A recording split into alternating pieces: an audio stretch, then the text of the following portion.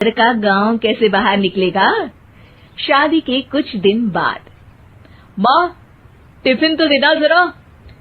बेटा, अब तो स्कूल नहीं ऑफिस जाता है, माँ से नहीं अपनी बीवी से टिफिन मांगा कर। ओके माँ। सुनीता, टिफिन ले आओ। जी लो टिफिन, इसके अंदर पिस्ता डाल दिया है। पिस्ता? पिस्ता क्यों? सास जी ने बोला था ना कि आपको पिस्ता बहुत पसंद है। ओहो, मैंने पिस्ता नहीं पास्ता बोला था, पास्ता। पास्ता? कहीं होता है पास्ता? अरे बेटी, तू रहने दे, मैं बना दूंगी। अच्छा किया कि पाव भाजी बनाने का नहीं बोला, वरना किसी के पाव बना देती है। सुनीता को बुरा लगता है, लेकिन उसकी नादान हरकतें कम नहीं होती। ऐसे ही एक दिन, अरे तुमने ये क्या लगाया है? अरे आप वो फूस फूस करके लगाते हैं ना, वही। डियो? का दियो? किसको दियो? अरे वही ना, जिससे खुशबू आती है। हाँ हाँ, सही पकड़े हैं। अच्छा, लेकर तो आना। कौन सा डियो लगाया तुमने? अभी लेकर आते हैं जी। संदीप की बात मानकर सुनीता अंदर से खुशबू वाला फुसफुस लेकर आती है। ओएमजी! ओएमजी मतलब ओ माय गणेश ना।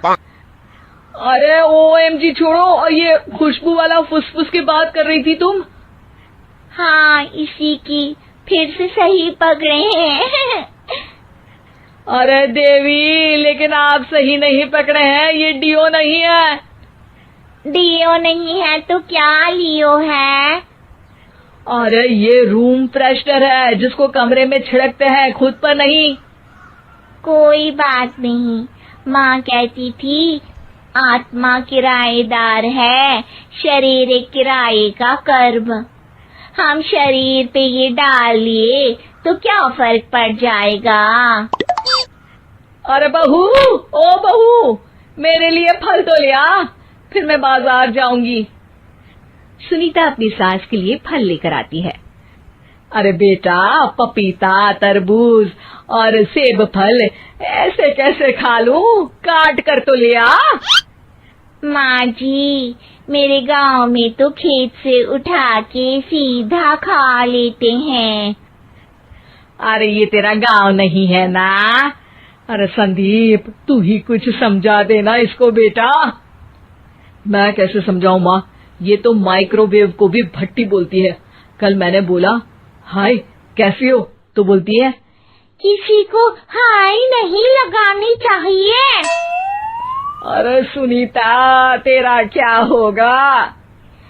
अभी तो कैसे बताऊं माँ जी, अभी हम कुछ करेंगे फिर पता चलेगा क्या होगा, लड़का या लड़की।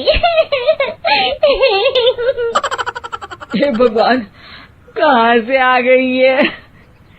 रामपुर से जी, आप ही तो लेकर आए थे मुझे। अरे मुझे माफ कर दो। पहले कोई गलती तो करिए जी, आपकी तो सारी गलती माफ कर देंगे हम। हाँ। अरे बहू, मेरी बात सुन। फल यानी कि फ्रूट जब भी लाए ना तो काट कर लाना, ठीक है? जी ठीक है माँ जी, फल यानी फ्रूट यानी काट के लाऊंगी। सुनीता रोज ही कोई ऐसी हरकत कर देती जिसकी वजह से उसे घर में दो बातें सुननी पड़ती। एक दिन, माँ, मेरे बॉस घर पर आने वाले हैं शाम को। उनका बर्थडे है, फैमिली साथ नहीं रहती उनके, तो यही पार्टी कर लेंगे। उनको अच्छा लगा तो शायद मेरा प्रमोशन भी हो जाएगा। मैं ना फ्रूट केक लाकर फ्रिज में रख दूंगी और तेरे साथ आज खाना मैं बनाऊंगी, ताकि जब साहब आए तो खाने में कोई गड़बड़ ना हो। शाम को जब सारी तैयारियां हो जाती है, संदीप के साथ बड़े साहब भी घर आते हैं। फ्रूट केक तो ले आना बहू, फिर खाना खाएंगे। अरे इस सब की क्या जरूरत थी, आपने बुलाया वही काफी है। सर, आपका परिवार शहर में नहीं है तो हम ही आपके परिवार जैसे हैं सर। इतने में ही सुनीता फ्रूट केक लेकर आती है और बड़े साहब की टेबल पर रख देती है और जैसे ही केक के ऊपर का बॉक्स हटाती है, ओह, ये क्या है? केक तो कटा हुआ है, मैं तो ऐसा नहीं लाई थी। आप मुझे शाबाशी दे सकती है माँ जी, मैंने ही केक काट दिया। आपने कहा था ना, फल यानी फ्रूट यानी हमेशा काट के लाना, तो फ्रूट केक भी तो फ्रूट ही है ना, तो मैंने पहले ही काट लिया। हूँ ना मैं समझदार। अरे बहू, ये क्या किया? केक हमेशा वही काटता है जिसका जन्मदिन होता है। तुझे एक बात भी समझ नहीं आती, एक नंबर की बेवकूफ है। पूरा माहौल बिगड़ चुका था। संदीप को लगने लगा था कि साहब उसे प्रमोशन तो दूर की बात है, कहीं डिमोशन ना दे दे, लेकिन साहब बीच में ही बोल पड़ते हैं। अरे कोई बात नहीं, ये इनकी बेवकूफी नहीं है, इनका भोलापन है। बेटा आप कहाँ से हो?